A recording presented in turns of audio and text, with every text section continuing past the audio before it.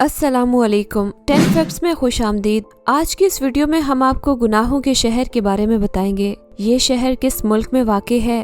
اسے گناہوں کا شہر کیوں کہا جاتا ہے؟ قدرت نے اس شہر کے مکینوں کو کیسے نشان عبرت بنایا؟ مزید آگے بڑھنے سے پہلے آپ سے گزارش ہے کہ 10 فیکٹس کو سبسکرائب کیجیے اور نیچے دیے گئے بیل کے آئیکن کو بھی دبا دیں تاکہ آنے والی مزید دلچسپ ویڈیوز آپ کو مل سکیں۔ گناہوں کا شہر پومپئی ایک قدیم رومی شہر اٹلی میں واقع تھا۔ یہ شہر 7ویں صدی کے دوران آباد ہوا۔ مختلف ادوار میں مختلف قوموں نے اس پر حکومت کی، لیکن جب رومن امپائر نے اس پر حکومت کی تو اس شہر نے ترقی کی ایسی منازل طے کی کہ یہ اس وقت کی دنیا کے ترقی یافتہ ترین شہروں میں شمار ہونے لگا۔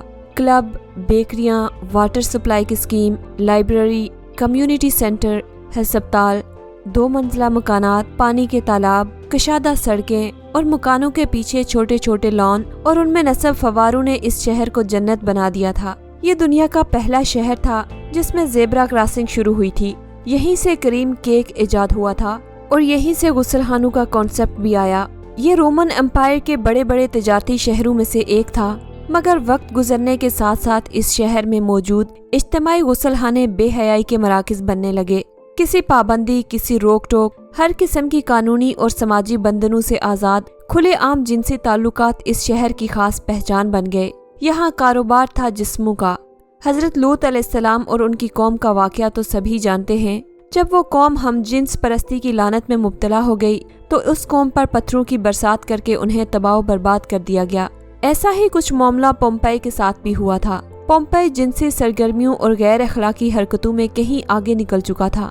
یہاں عورتیں عورتوں سے، مرد مردوں سے، یہاں تک کہ جانوروں کے ساتھ جنسی تعلقات بنانا بھی عام ہو گیا تھا۔ جسم فروشی اس شہر کا بنیادی پیشہ اور معیشت کا اہم ستون بن چکا تھا۔ صرف عورتیں ہی نہیں بلکہ کئی تندرست مرد بھی اس کام میں پیش تھے۔ غلاموں کے ساتھ ساتھ عام شہریوں کی بھی بڑی تعداد اس پیشے سے وابستہ تھی۔ عوام کے ساتھ ساتھ شہر کی اشرافیہ یعنی اس کے امراء، افسران اور اکثر وزراء یا تو اپنے قبا خانے کے مالک تھے یا پھر جسم فروش غلاموں کی تجارت میں ملوث۔ جو جسم فروشی اور گناہوں کی اس لعنت میں زیادہ مبتلا ہوتا، پومپئی شہر میں وہ اتنی ہی زیادہ اہمیت کا حقدار تھا۔ بڑے بڑے رومن افسروں کی بیگمات آزادانہ تعلقات کی اس لعنت میں پڑی ہوئی تھیں۔ اس پر شرم تو درکنار، الٹا فخر کیا جاتا۔ اس شہر کے کھنڈرات سے ملنے والی تصاویر اس قدر بیہودہ اور فحش ہیں کہ لوگ انہیں دیکھ کر اپنے کانوں کو ہاتھ لگا لیتے ہیں۔ پومپئی کی دیواروں پر لکھی غیر اخلاقی شاعری کی مثال ماضی اور مستقبل میں کہیں نہیں ملتی۔ ماہرین کی ترجمہ کی گئی عبارتوں کے مطابق دیواروں پر کندہ تحریریں دراصل اس قوم کے چند شاعروں کی شاعری ہے جو انہوں نے فطرت کے اصولوں کے خلاف عمل کے حق میں کی تھی۔ دیواروں پر تحریر دیگر فقرے بھی انتہائی شرمناک اور انسانیت سوز تھے، جن سے پومپئی کے باسیوں کی اخلاقی گراوٹ اور جنسی رجحان کی منفیت کا اندازہ ہوتا ہے۔ غرض یہ آزاد جنسی تعلقات کے ساتھ ساتھ مردوں اور عورتوں کی ہم جنس پرستی کی بدفعلیوں میں حیوانیت کی حدوں سے بھی گزر چکے تھے۔ 19ویں عیسوی میں اس قصبے کے قریب واقع وسویس کا آتش فشاں پہاڑ سے لاوا پھوٹ پڑا۔ یہ آتش فشاں اس قدر شدت سے پھٹا کہ آسمان میں دور دور تک اس کی راکھ اور پتھر اڑنے لگے۔ کچھ ہی دیر میں لاکھوں ٹن وزنی دہکتی راکھ پومپئی شہر پر آ گری۔ پومپئی شہر کے 20,000 افراد موقع پر ہلاک ہو گئے۔ 3 دن تک یہ آتش فشاں آگ اور لاوا اگلتا رہا اور اس شہر کو صفحۂ ہستی سے مٹا دیا۔ اس دور کا انتہائی ترقی یافتہ یہ شہر 4 سے 6 میٹر 13 سے 20 فٹ راکھ کے نیچے دفن ہو گیا۔ لاوے کے ٹھنڈا ہونے کے بعد اس مقام کی تلاش تک ناممکن ہو گئی کہ جہاں یہ شہر آباد تھا۔ کئی صدیوں تک یہ علاقہ صرف اور صرف راکھ کا ایک ڈھیر تھا۔ 1748ویں عیسوی میں یہ شہر ایک حادثاتی طور پر دریافت ہو گیا۔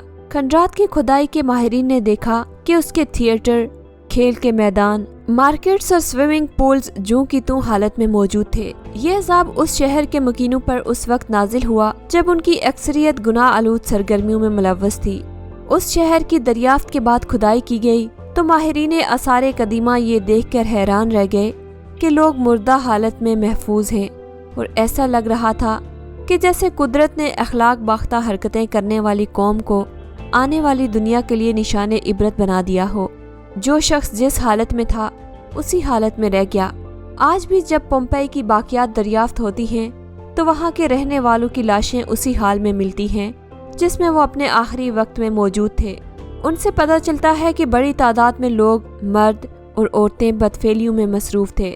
کئی گھروں میں روزمرہ معمولات زندگی کے آثار بھی ملتے ہیں جو جوں کہ توں ایسے ہی رکے ہیں، جیسے کسی نے اچانک انہیں ساکت کر دیا ہو۔ یہ تھی ہماری آج کی ویڈیو۔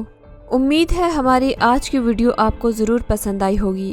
اگلی ویڈیو تک کے لیے اللہ حافظ۔